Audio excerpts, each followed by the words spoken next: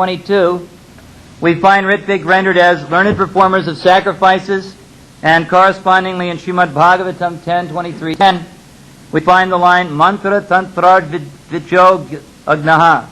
There the word ritvijaha is translated as priests. It is obvious from the preceding sentence that the concept of ritvik has its origins in Vedic literature, and a ritvik is one who performs a sacrifice or ritual on behalf of another, senior brahmana.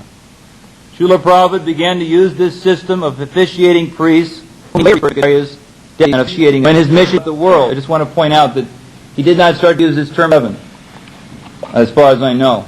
Someone can correct me if I'm wrong, but this terminology ritvik was not known by many, at least possible for him to chant on hundreds of sets of beads, guide threads, etc. During these years, he instituted a number of unprecedented practices to facilitate the initiation of new men. These practices were: 1, the status of officiating priests being conferred on mlechas who had taken up the practices of Vaishnava. 2, chanting on the beads of initiates by such deputies.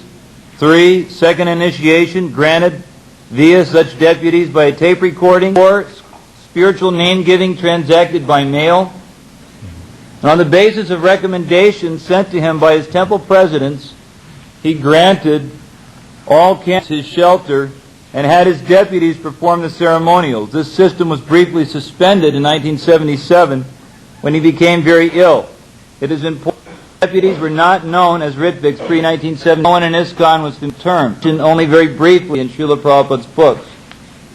1977, Srila Prabhupada had some discussions with Tamal Krishna Goswami about naming ritvik acharyas he had. According to the disciples of Srila Prabhupada, who both spent much time with His Divine Grace, in 1977, Srila Prabhupada intended to set up a ritvik system with some adjustments made for the time when he would no longer be with us. Although Srila Prabhupada had high hopes for his disciples' advancement, he noted on several occasions in his last years that none of them were fit to be acharyas or bona fide spiritual masters.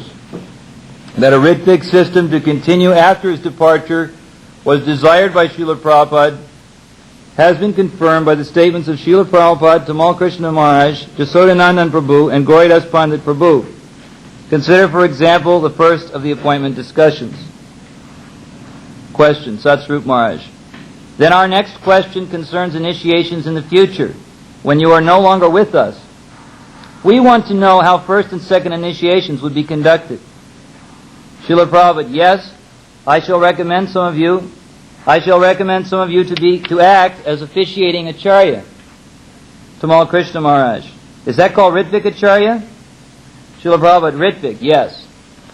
May 28, 1989. Now, it is interesting to note that among the GBC men present at the time of this exchange, Satsvarup Maharaj, Rameshwar Swami, Kirtanananda Swami, and others, no one but Tamal Krishna Goswami was familiar with this term ritvik. The question arises as to how the term and its meaning became known to him. In the Topanga Canyon talks, December 3rd, 1980, Tamal Krishna Maharaj admitted that there had been discussion of ritviks prior to the May 28th meeting with Srila Prabhupada.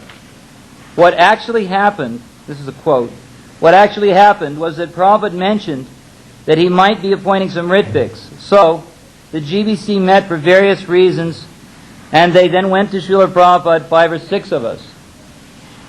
To date, we have no recordings of those prior discussions.